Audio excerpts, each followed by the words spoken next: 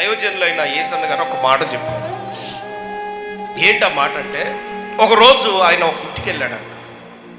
ప్రార్థన చేయించుకున్నారయ్యా, మా కొరకు ప్రార్థన చేయండి, మాకు పరిస్థితి ఎలా ఉంది, పిల్లలు లేరయ్యా, నిందన భరిస్తున్నాను, నా వల్ల కావట్లేదు అంటే సరే అని చెప్పేసి దైవజనుడు ప్రార్థన చేసి పంపించాడు.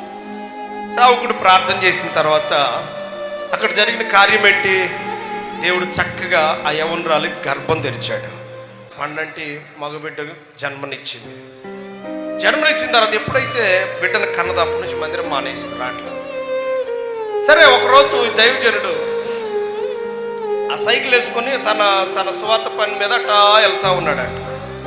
వెళ్తా ఉంటే ఒకరోజు సెంటర్లో బస్సు కోసం నిలబడి ఉందంట ఈ ఆవిడ. ఎవరేమో ఈ ప్రార్థన చేయించుకున్న స్త్రీ చంటి పిల్లల్ని ఎత్తుకొని నిలబడి ఉంటే సేవకుడు చూసి గుర్తుపెట్టి, అమ్మ ఏంటి బాగున్నావు? అయ్యా వందనాలు అయ్యా, బాగున్నావు, మీరు బాగున్నారు.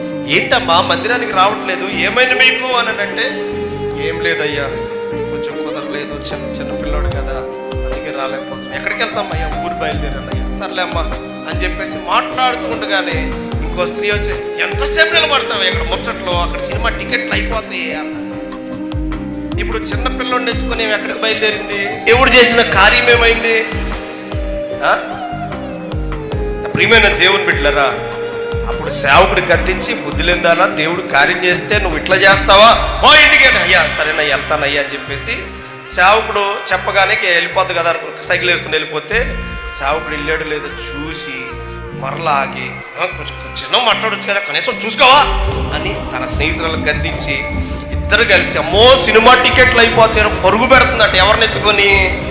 చిన్నపిల్లడిని ఎత్తుకొని పరుగు పెడతా ఉంటే, నా ప్రియమైన దేవుని బిడ్డరా, ఒక చోటకి వెళ్ళిన తర్వాత తన అడుగు ఏదో ఒక జారుడు బల్ల రాయిలాగుంటే ఆ రాయి మీద పడిందంట.